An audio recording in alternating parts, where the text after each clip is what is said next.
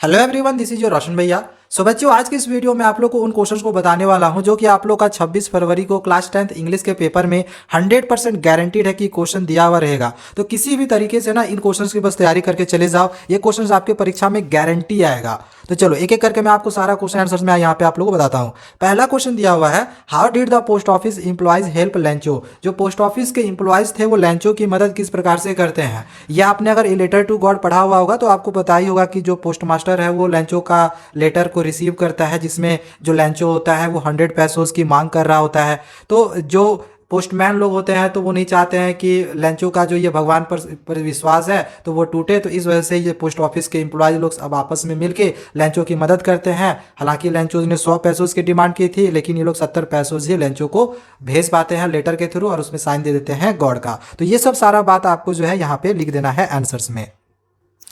Next question number 2 है, why was Mr Keesing annoyed with Anne and what extra homework did he give to her after several warnings. पहला question ये पूछा गया है कि mister casing जो थे वो एनी पे एनवाइड क्यों होते थे, मतलब क्यों उस पर चिढ़ते थे। क्योंकि देखो मिस्टर केसिंग जो था वो मैथ्स टीचर थे एनी का, एंड जो एनी थी वो बहुत ज़्यादा टॉकेटिव नेचर की थी, जो कि मिस्टर केसिंग को ये चीज़ पसंद नहीं था। तो इस वजह से वो एनवाई करते थे, उस पर चिढ़ते रहते थे। और उसको एक्स्ट्रा होमवर्क पे क्या देते थे, तो नया नया असाइनमेंट लिखने के लिए देते थे। तो 3 असाइनमेंट दिए थे, जिसमें से पहला असाइनमेंट था चैटर बॉक्स, दूसरा था इनकॉरिजिबल चैटर बॉक्स और तीसरा था क्वैक क्वैक क्वैक। ठीक है, ये सब आपने लिख लेना आंसर्स में। अगला क्वेश्चन पूछा गया है कि why did marriage of Bholi not take place. जो होली का मैरिज था वो क्यों नहीं हो पाता है।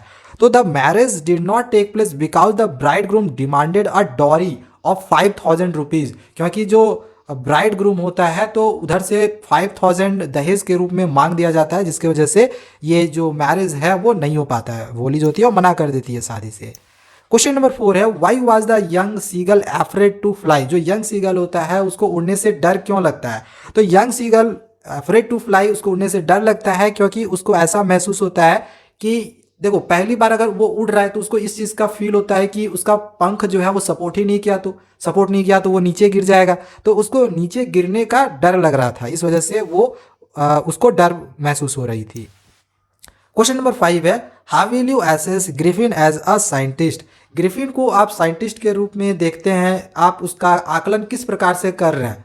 तो ग्रिफिन वाज अ साइंटिस्ट, वो साइंटिस्ट था बिकॉज ही बिकेम इनविजिबल, क्योंकि वो गायब हो सकता था ड्यू टू हिज इन्वेंशंस, अपने इन्वेंशन से वो गायब हो गया। But he was not a scientist, लेकिन वो साइंटिस्ट नहीं है इन द रियल सेंस। अगर रियल सेंस में दिखाया जाए तो उसने क्या किया कि जो अपना इन्वेंशंस था ना उसका मिस यूज किया। जो एक ट्रू साइंटिस्ट होते हैं वो अपने इन्वेंशंस का ह्यूमैनिटी के बेनिफिट्स के लिए इस्तेमाल करते हैं, ना कि उसका मिसयूज करते हैं। ओके, अगला क्वेश्चन नंबर 6 है, वेयर इज कुर्ग। कुर्ग कहाँ पर है and what is the main crop of Coorg. Coorg का मेन क्रॉप क्या है।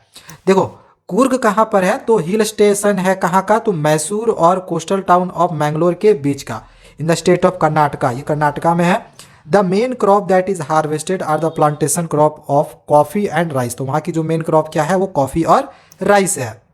क्वेश्चन नंबर 7 है, what are the 2 obligations Mandela speak of. Mandela ने 2 ऑब्लिगेशंस इंसान के कौन कौन से बताए हैं, and Y could he not fulfil this obligations, और क्यों ये फुलफिल नहीं किया जा सकता है। देखो मैंडेला ने 2 ऑब्लिगेशंस क्या बताया है। पहला जो ऑब्लिगेशंस बताया है वो अपने परिवार को लेकर बताया है कि आप अपने बच्चों को, अपने वाइफ को या फिर अपने पेरेंट्स को उसकी केयर करो, एंड दूसरा अपने कंट्री और अपनी कम्युनिटी को केयर करने को लेकर बताया है। ठीक है, क्वेश्चन नंबर 8 है, how did Gautam came to be known as the Buddha. Gautam किस प्रकार से बुद्धा के रूप में जाना जाने लगा। तो आपको पता होगा कि सिद्धार्थ गौतम जो होता है वो 7 साल तक वंडर करता है and finally set down a people tree, और पीपल ट्री के पास वो बैठ जाता है जहाँ से उनको इनलाइटमेंट मिलती है। आफ्टर 7 days ऑफ इनलाइटमेंट, 7 दिन का इनलाइटमेंट के बाद ही रीनेम द बोधि ट्री, उस ट्री का नाम क्या होता है, बोधि ट्री। और यहाँ से इस तरह से उनको जो होती है वो बुद्ध का, उनको उपासना जो होता है, मतलब बुद्ध के रूप में उनको जाना जाने लगता है। तो बस यही क्वेश्चन में पूछा गया था। अगला क्वेश्चन है, how did Buddha get enlightenment. तो बुद्धा को इनलाइटमेंट किस तरह से मिलता है, ये हमने आप लोगों को ऊपर में ही समझा दिया है। नेक्स्ट आगे क्वेश्चन नंबर 14 है, how did Richard Ebright's mother help him to become a scientist. Richard को साइंटिस्ट बनाने के लिए रिचर्ड की माँ ने किस प्रकार से हेल्प किया। तो Ebright's mother was his only companion, she used to encourage the child, वो अपने बच्चे को हमेशा इनकरेज करती थी, to learn whatever he wanted, जो भी चाहता था उसको सीखने में के लिए वो इनकरेज करती थी। She took him on trips, brought him telescopes, microscopes and other equipments, ये सब सारे उसको ला ला के वो देती भी थी। क्वेश्चन नंबर 15 है, what kind of a girl was valley. Valley किस प्रकार की लड़की थी। तो ये एक क्यूरियस लड़की थी, कीन observer, who had strong will power and determination, ये सब आप इसके बारे में डिस्क्राइब कर सकते थे। कॉन्फिडेंट थी, हाईली सेंसिटिव थी, इस प्रकार से आप लिख सकते हैं। एंड लास्ट क्वेश्चन नंबर 16 है, what step did doctor Horowitz take to save tricky.